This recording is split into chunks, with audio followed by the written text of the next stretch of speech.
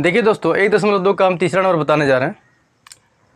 अभाज्य गुणनखंड विधि से निम्नलिखित पूर्णांकों का एचसीएफ और एलसीएम ज्ञात कीजिए। आप पहले एचसीएफ और एलसीएम ज्ञात कर चुके हैं, पुनः एक बार एचसीएफ और एलसीएम देख लीजिए।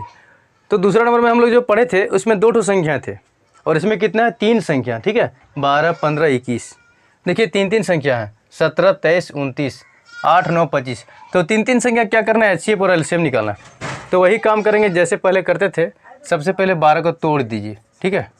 तो 12 को कैसे तोड़ेंगे, देखिए 2 दूनी 4 और 4 तिया कितना होता है 12, बस ख़त्म हो गया। देखिए 2 है 2 ठो, तो 2 का पावर कितना हो गया 2 और 3 लिख देंगे साथ में। 15 को तोड़िए, 3 गुना 5 कितना होता है 15 और 3 गुना 7 कितना होता है 21।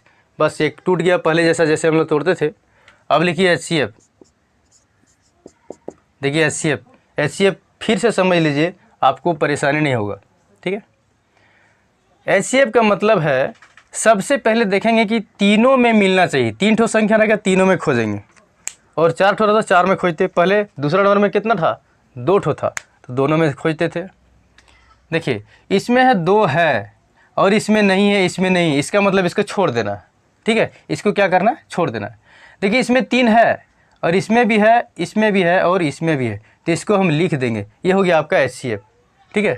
ध्यान रखना, मान लीजिए इसमें 3 है 1 ठो, इसमें रहता 2 ठो, इसमें रहता 4 ठो, तो छोटा वाला जिसमें सबसे छोटा रहता ना वही पावर लिखते। एचसीएफ में छोटा पावर लिखना है और एलसीएम में बड़ा पावर लिखना है, कॉमन वाला, बस। अब देखिए एलसीएम लिखेंगे, क्या लिखेंगे एलसीएम। एलसीएम में क्या करना है, जो कॉमन मिलेगा उसे तो लिखना ही है, लेकिन बड़ा पावर लिखना है। तो कॉमन क्या मिल रहा है, देखिए 3, 3, 3, तो 3 लिख लिए। बड़ा पावर लिखना है, बड़ा पावर तो है ही नहीं, हम कहाँ से लाएंगे, बड़ा पावर आता तो ज़रूर लिखते, है ना। अब देखिए 2 का पावर 2 है, यहाँ तो है, यहाँ नहीं है और यहाँ नहीं है। रहे या नहीं रहे, जो चीज़ रहे या नहीं रहे सब में उसे लिखना है। तो 2 का पावर 2 कितना लिख देंगे, लिख देंगे, ठीक है। अब ध्यान देना, यहाँ 5 है और तीनों में से कहीं नहीं, तो ऊपर भी लिखना है। 7 यहाँ है और कहीं नहीं, तो ऊपर भी लिखना है। एलसीएम का तो यही तो मज़ा है। एलसीएम में क्या है ना, फिर से एक बार समझ लीजिए, बार बार आपको समझा रहे हैं ताकि आपको दिक्कत नहीं। एचसीएफ में जो कॉमन मिलेगा उसे लिखना है, ठीक है, जो कॉमन मिलेगा उसे लिखना है और छोटा पावर लिखना है, इसके अलावा कुछ भी नहीं लिखना है, ठीक है। और एलसीएम में कॉमन मिले या न मिले सबको लिखना है, लेकिन यदि कॉमन मिल गया तो बड़ा पावर लिखना है, बाकी सबको जैसे तैसे लिख देना, ठीक है। तो एचसीएफ और एलसीएम हो गया। अब आप चाहें तो इसको गुना करके यहाँ लिख सकते हैं, नहीं तो ऐसे भी छोड़ सकते हैं, ठीक है।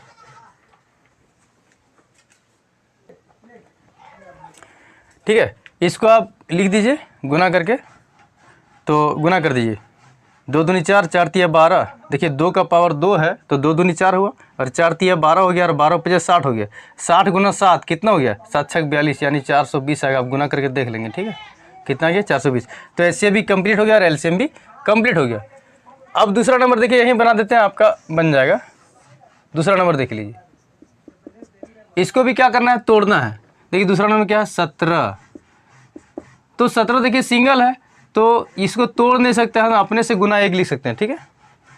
23 भी देखिए बेचारा ये अकेले है, तो आप इसको 23 गुना 1 आप लिख सकते हैं। नहीं भी लिखेंगे, केवल 23 भी लिखेंगे ना तो चलेगा, कोई फर्क नहीं पड़ने वाला, ठीक है। अब देखिए 29 है तो 29 गुना 1 लिख दीजिए। अरे किसी के साथ गुना में कुछ नहीं रहता है ना, तो 1 रहता है, ठीक है दोस्तों। गुना में कुछ नहीं रहता मतलब 1 रहता है। तो देखिए 17 के साथ कुछ नहीं मतलब 1 है, 17 गुना 1 लिख सकते हैं, क्योंकि 17 एकम 17 ही होगा ना। तो इसको हम लोग सुविधा के लिए करेंगे, आप नहीं भी करेंगे तो कोई फर्क नहीं पड़ने वाला, ठीक है। आपको ज़्यादा समझ में आएगा इसलिए हम ऐसे तोड़ दिए। अब लिखिए एचसीएफ, ठीक है।